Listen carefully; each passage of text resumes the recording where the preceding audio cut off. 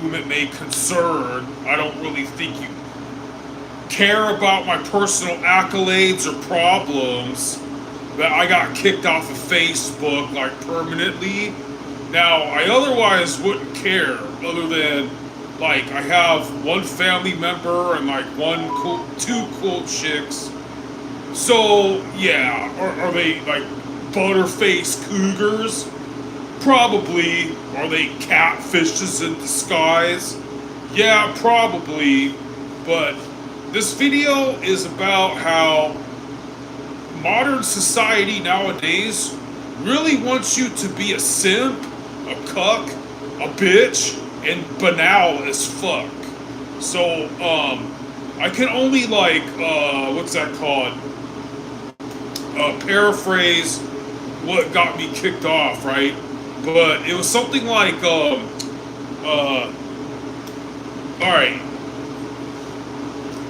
I was describing how nowadays there's so much political correctness. I gotta turn off this charger.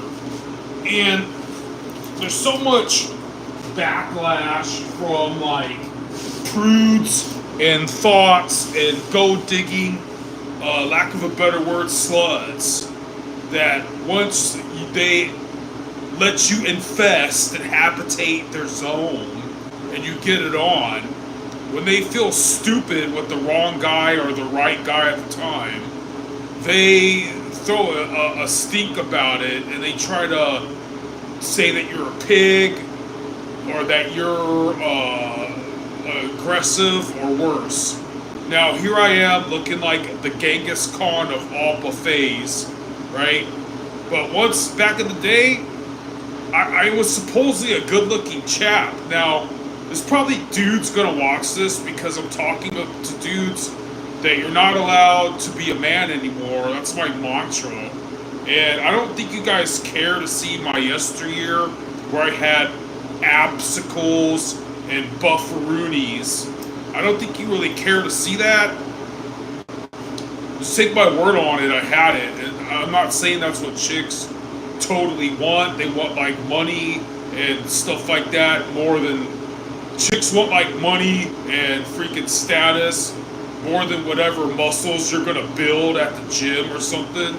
Right, so that said, what I'm talking about is how I got booted off Facebook because I was talking about how this generation is told to be like simps, cucks, and boring as shit, when back in the day we were like straight up snuggle bunny tickle monsters to chicks at parties, and we let them beat us up a little bit until we subdued them with more tickles or neck kisses until they finally gave in to our demise.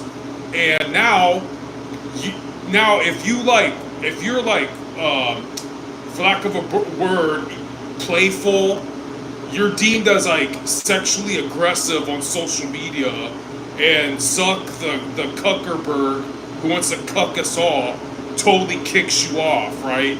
So I'm just saying, like, nowadays men are told that they're supposed to be like around women. They're supposed to be like, it'd be nice if we held hands. You think you can eventually touch my pee-pee? But back in the day, when it was less politically correct, you could just be a savage and go at it, and like chicks in disguise won't let you know that they really want that shit. Like they want their like wrists pinned down. They want to be turned into werewolves and vampires by like parasitically freaking symbioting with them and fucking aggressive mannerisms. So like I'm probably gonna be deemed a fucking what does it say? Prepare for... Should we... Oh, that's a different topic. Should we prepare for the Saracen Horde? Oh, so let me go off topic real quick. So I take it there's something going on in Syria. The last thing I heard about whatever's going on in Syria is the person that they just ejected, that was the leader of Syria, is being replaced by someone who is like a leader of a terrorist group, And if you're religious, if you're Christian, I just heard that the former person who got taken out of Syria, the leader, he was more like freedom oriented toward Christians in that area than the new guy. And you guys, as you know, the Middle East is full of different demographics of monotheistic religions. I went way off topic here, but in the United States, we have the differences of like we have different demographics here, like according to race or the kind of music you like, or if you're like middle class or ghetto, if you like rock and roll or country or rap. In the Middle East, it seems pretty prevalent, apparent that the different demographics that are there are different religions that eventually go to war with each other, because we all know that that's some serious political fuel for blood, right? So anyways, somebody wrote in the comments about are we to prepare for the Saracen horde? And hey man, you know, we're very lucky that we live in the Western world, that you can believe whatever the hell you want as long as it doesn't physically harm someone else. Now, a lot of people are saying that's subject to change, but yeah, like a lot of people, guys, if you're like religious or political or right wing, you're gonna get shamed, or you're gonna get typecasted, or you're gonna get wrongly stereotyped that religion is some kind of oppressive force upon the world that starts unnecessary strife and wars and holds back progression of knowledge. I just saw something from a dude, a Catholic apologist named Trent Horn, and like in a few seconds he names off like 10 medieval and like Enlightenment age people who created things, who invented things that were Catholic. And as far as I remember, a lot of Catholic regions hired like astrologers and alchemists and stuff like that. So to say that religion is an oppressive force, it's arguable that there wouldn't be anything such as like chivalry or like what's that called? Magnanimity. Magnanimity is when you like show mercy to especially a rival, or like a beggar, or helping the poor, charity. It could be argued that in pagan and barbaric areas and pagan and barbaric times, you had aristocrats and philosophers and aristocracy who, in part, largely purportedly, were fucking chomos. They were weirdos. They had a lot of petty assy shit. It was the common farmers and the common peasants that like married one chick and had a lot of kids and tilled the land, did the farms until like they didn't pay their taxes enough, and then prima nocte comes in, if you know what that is from the movie Braveheart. But where I was going with that is there's one dude, he puts it this way, that Christianity is the religion of empathy, because before Christianity, you had a bunch of peasants and slaves that you were lucky if you were even a Roman citizen to hopefully avoid like automatic crucifixion, or having to be a gladiator and fight Maximus with your tactical spatula, because God forbid you didn't pay the local tax collector or Caesar his due in time. The world was extremely barbaric, and people will say about witch hunts, the supposed crusades are so bad. There's no institution on earth that is perfect, run by man. It's like most of us watching or whatever, I'm pretty sure you're probably American, and like in America, we might have bad leaders at times. We might have bureaucrats that are real bad. We might have a president that's effing up, but we're still American. So if you go back in the day when there was only the Catholic Church in your region, the Pope was a uniting force, and you never know if you're going to get a good or bad one. We live in a very democratic-minded mindset nowadays that everybody should rule themselves and like this libertarian values, and I'm really down with a lot of that.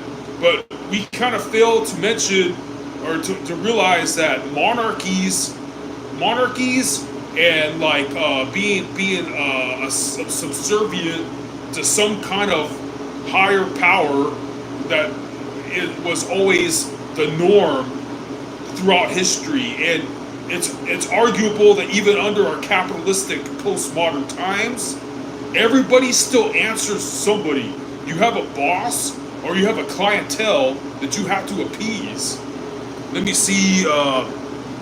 Somebody redacted their messages, but oh man, I went off in a big old tangent, man. I lost a lot of viewers, but that's all good. You guys, I got to get back to work soon. But the whole topic I was starting to go off here was that social media is really training us men to be cucks and simps, because you can't even be like aggressively playful with women online anymore, even if it's like consensual. You'll get this warning and you'll get booted off, and it's just a bunch of cookery. It's just like, oh, social media was only invented so some chick on the scale of 1 to 10, she's a 2, but her filters, she makes her look like an 8, and she thinks she's a 16, and she's got to have all these simps groveling up at her, barking up her tree. And if you're like give me that, PUSSY right now, like, and if you start telling other dudes like, no, that's my property, if you want, like, if you're like, back in the day, that stuff was playful, man.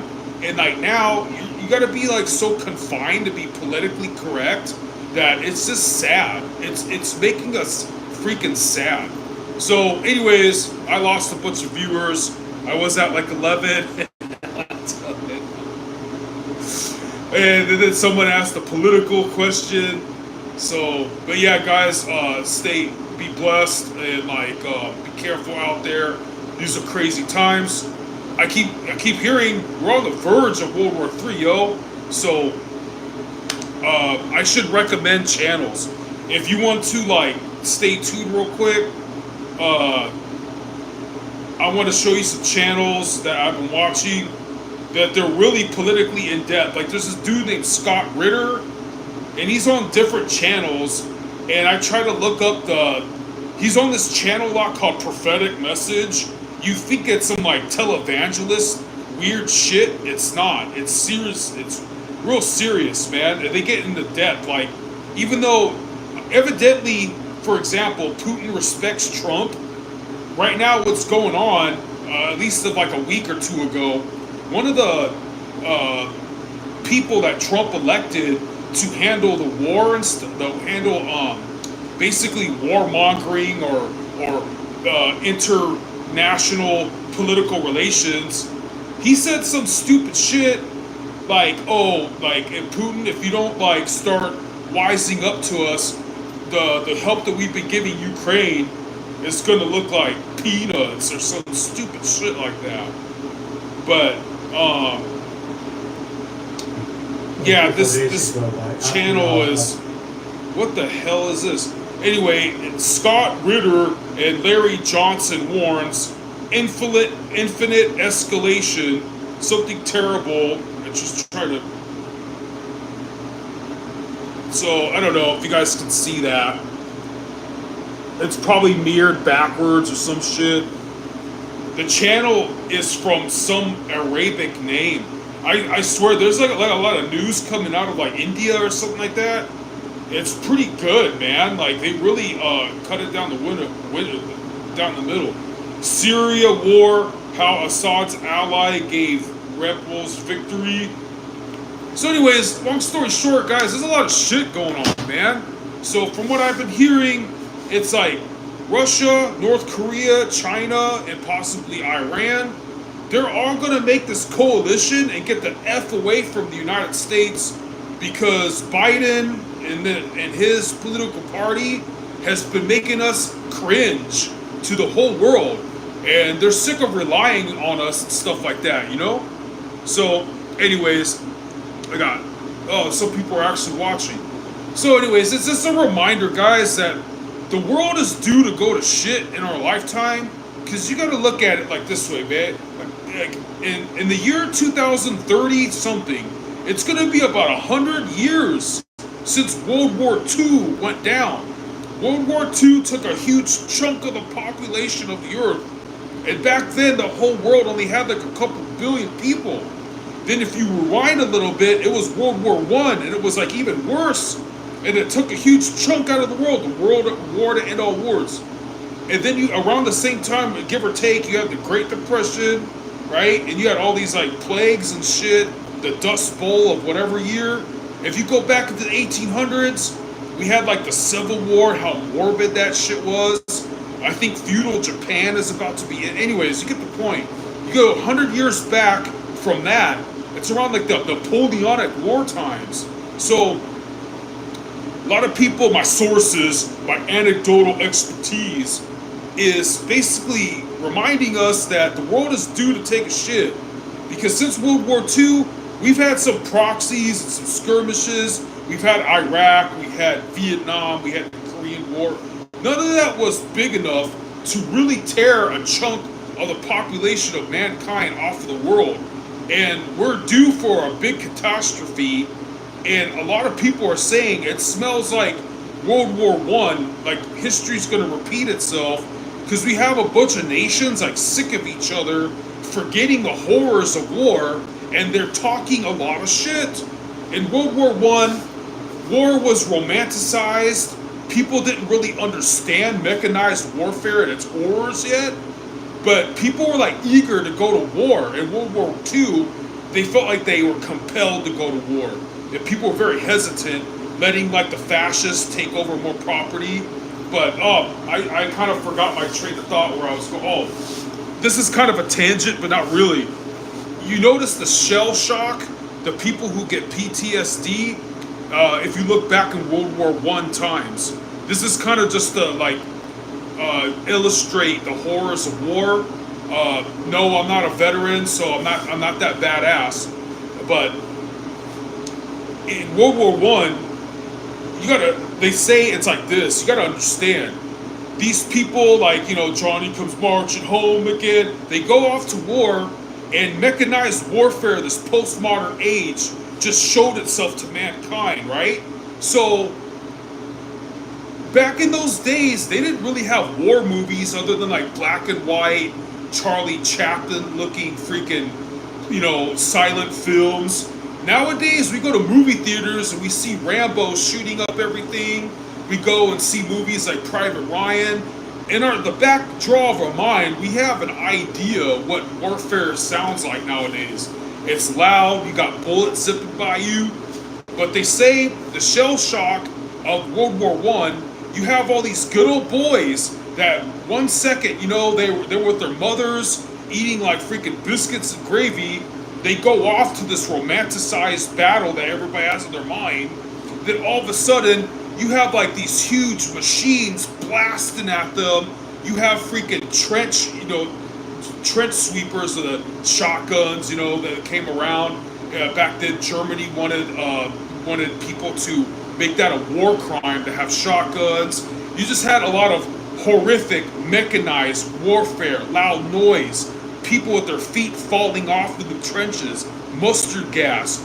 So, in the psyche of their minds, a lot of these kids were like, "What the hell? Why is nature? Who the fuck would create something so horrific?" Like, they were just not used to that. They're used to like people lining up and shooting with muskets. They had an idea of bayonets would be pretty horrific, but now you have these monstrous machines coming at you, running over barbed wire and shit with freaking scary ass people with freaking gas masks, all this huge loud noise and chaos, and you're just pissing yourself.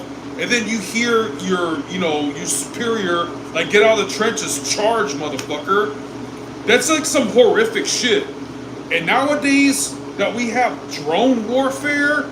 And I don't know if you guys know, but Russia has nuclear weapons and weapons that aren't nuclear, but they could be mounted with it that we cannot deflect.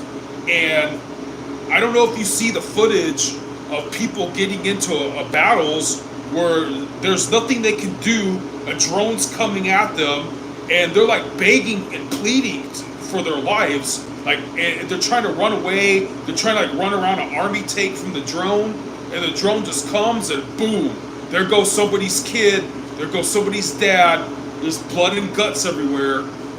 It's just some really crazy, unfair shit. By the way, they say a shotgun is the ideal weapon to defend yourself against drones. So no matter what, the 12 gauge or whatever, I think birdshot does it. I mean, good for that. I mean, of course, birdshot has a high spread, but I would have thought the drones are so durable that you would need double lot.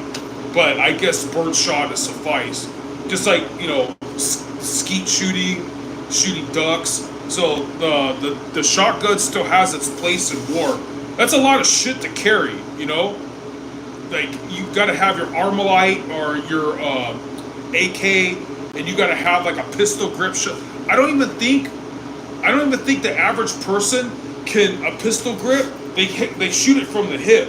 I don't think there's a lot of people in the world that are strong enough and badass enough to shoot a pistol grip with aim.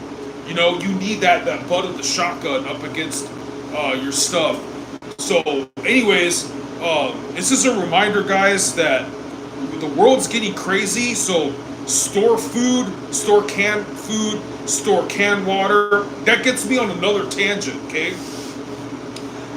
I've been having this idea in my mind, right? If another COVID happens, another world crisis, and you go to the store and there's no toilet paper or bottled water because everybody took that shit. So Idlewild, California is very close to me, and I know this spot where there's this stream, right? Stream of water. I don't know how polluted it is, but if you were thirsting to death, I know how to get there, pull off the road, you traverse a little bit. It's really like pretty arduous. There's rocks and like poison ivy in the way. But once you get to that stream, you could freaking purify the water with, you know, a ferro rod, shaving some wood, and have a container, and boom, you got clean water, right? Well, that whole stream is bone dry. I have videos that I just uploaded. They're probably really boring, but I'm sitting in that dry ass ditch full of a bunch of freaking smooth rocks. I'm very sure, like, call me a tinfoil hat, call me paranoid, but the government straight up blocked that off. They had to have. They know that, oh, you're trying to get free water, because I just went there last spring and there was plenty of water. Now my friend's telling me, oh, next spring it'll be the same. But I'm like, why is it across the street there's this like controlled little what's it called, like aqueduct? Like there's this like man-made aqueduct that you can't get to. It's like fenced off, right? The water's running there, but where it naturally was meant to be flowing, which was probably just flowing like a couple hundred years ago, it's bone dry. The reason why I think the government cock-blocked that shit for people getting free water and people having like, oh, you know, for free you could take your kids and kind of do a little bit of, it's really shallow, but in this hot summertime, that would be a nice place to chill. The Santa Ana River, that's a little bit farther from here, the same shit. When I was growing up, we go to the Santa Ana River and there'd be a lot of like hard-working blue-collar families. They would find somewhere to park. They'd all migrate to that little river. They'd have a little free beach trip, right? I got these videos that they're probably boring, but I'm live and I go to the Santa Ana River, and where I was 5 years ago, where you could roam around and there was a lot of wild boar, I mean, guaranteed. This time of year, late November, this is mid-December, you're going to run into wild boar, guaranteed. And they blocked it off with a bunch of construction shit, and they got this sign that's like, wildlife preservation area, keep out. bullshit are you trying to preserve wildlife?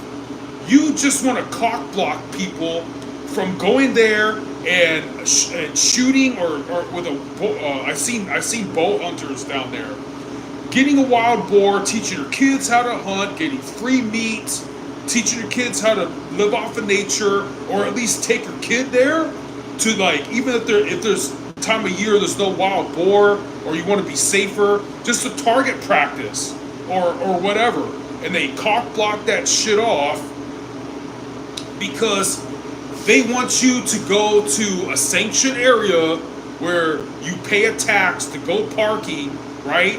Where you got to hear everybody's loud ass, belligerent, hellish fucking music and smell their freaking crap, right? And you can't just get away into peace and tranquil quiet with like you and like your family member or your kid, right? Because my coworker just told me even the designated areas they have in Idlewild right now, you're not even allowed to start fires there, man. You can start a campfire in the designated place where they have it, you know, like a freaking circle of shit that they made, right? Okay, but that's exactly the same spot where you're going to be crunched up with a bunch of other ugly ass people blaring their loud, stupid ass music, and they're just there bringing their huge ass freaking monster RV with their snot-nosed kids running around and shit. It's not somewhere like where you could be alone with nature, where it's peaceful, where you can, you know, I don't know, smoke weed with your girlfriend, go target practicing with your kid. You have to go to their designated area to have a fucking campfire, which is like the reason to go camping in the first place. Because he told me there's other spots that are more remote where you're kind of out in the boonies and you can do your own thing, but in those areas you're not allowed to start a campfire, and it's freezing ass this time of year, and their excuse is, oh, you're gonna start a wildfire. Like, this is where people don't prioritize freedom and the pursuit of happiness just because some dickhead supposedly is an arsonist, right? Like, I can't really prove everything I say, but the last time we've had a few fires, at least one of them in California near here, one of the fires that we, brush fires, whatever you call it, it was started from a construction accident. So it's like, we gotta pay for other people's stupidity and sacrifice our own freedom. It's just, the world's getting stupid, and that's the reason why I was making this video in the first place. Exactly. I'm sorry, I'm trying to read somebody's comment. I need glasses. Exactly. Oh, this hat, yeah. I look like what's that called? Chinese buffet Genghis Khan right now. But yeah, it's us Californians, we get this hat. Somebody commented on the hat. Like, freaking California, we get cold. I mean, some of you guys, you real men in badass states where you can like go hunting and it's like a red state, you guys would laugh at the temperatures us Californians get cold at, because it's so hot during the day all the time, and then your body gets prepared for the heat, but then at nighttime it literally drops 30, almost 40 degrees. Not every day, but it does it often. So this is considered the desert of Southern California, but people who really live in Palm Springs, or I don't think many people live in Death Valley, California, but they would talk shit on us calling this area the desert, but people who live closer to the beach, they call this the desert. They're like, oh, you live out there? The fucking weather out here is halitosis. It's just perpetually hot. I try to go to a laundromat, there's like prehistoric flies and shit, like, it's just fucking morbid. The heat out here sucks. And again, the heat out here sucks in the Inland Empire, Southern California, and you have the government telling us where we can go, where we can't go. They cock block most of the entrance ways that I used to know about the Santa Ana River when I was a kid. It's really retarded, and So my point is, if a schmuck like me no longer has access to go get that free water, if some badass like some of you who could just take your kid to the Santa Ana River and guarantee see a wild boar and boom, get food, if they're cock blocking us from doing that shit, then the next time the pandemic, the fake COVID comes around and the grocery stores, they're depleted of all the water and the food and the toilet paper you were looking for, the government is going to be like, now, you need to get that vax. We have a food card. We can help you out. It's just, the world's going to hell. And anyways, guys, I really appreciate you lasting this long with me, and you get the gist of everything I'm saying. I don't give a shit about liking or subscribing. I don't think I'm ever gonna get monetized. I don't really give a fuck. But my channel is only worth a shit if you're kind of a beginner to trying to prep, or like trying to get, like, if you've been like holding down a job and a family for so long that you're like, oh shit, I really should start getting prepared. You might want to periodically check up on me, because I'll tell you the shortcuts. I spent way too much money finding like good tools for the shit I'm getting into. I don't mean to keep blabbing, but when I was a kid, I really wanted to get into camping and hunting and prepping life. And then before COVID, we all kind of just gave up on it. We were going to the gym and trying to do MMA and shit. And after COVID, it kind of kicked me in the ass to really realize the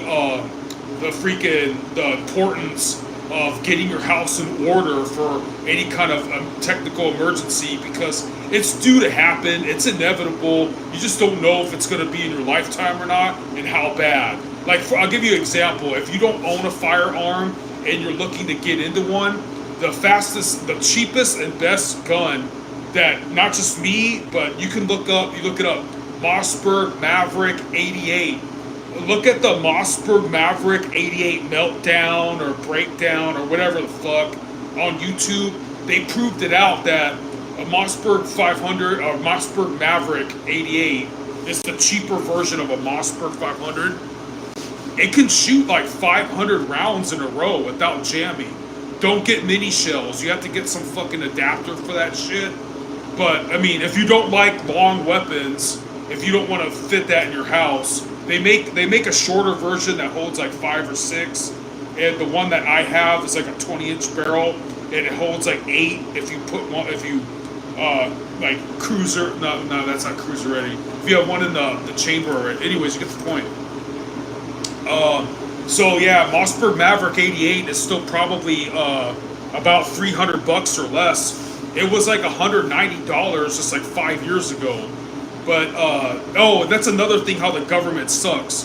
Big Five Sporting Goods, at least around here, they stopped selling guns, real guns, this year, because the state of California made it harder for their operation to sell guns, so they just booted that off. They had a bunch of like cheap, badass looking tactical Turkish shotguns. They're really cheap. They had side saddles. They're all tacticaled out and shit. But from what I hear, if you're gonna go with cheap shotguns, you should go Maverick 88, because it's the most reliable one. The other ones, they'll eventually fail you in some way or shape or form. But then some other detractors will tell you a pump action is always pretty damn reliable. But you get the point, guys. So that's like, for starters, and if you can't own a firearm for some reason, if you're like the kind of person, my ass hurts from sitting on this shit so much. If you're the kind of person that freaking defends their home with like a baseball bat or something, the company Cold Steel sells a bunch of freaking really cheap like medieval shit. Like you can get Cold Steel Warhawk or Trench Hawk. It's a damn almost 20-inch fucking tomahawk with a fucking spear, man. And that shit will do some fucking damage. If you want to use it for bushcraft, you want to talk to me on that, because I had to modify it. I had to wrap it with some hockey tape and Loctite some screws on it. Then it'll never break. It'll never fail you.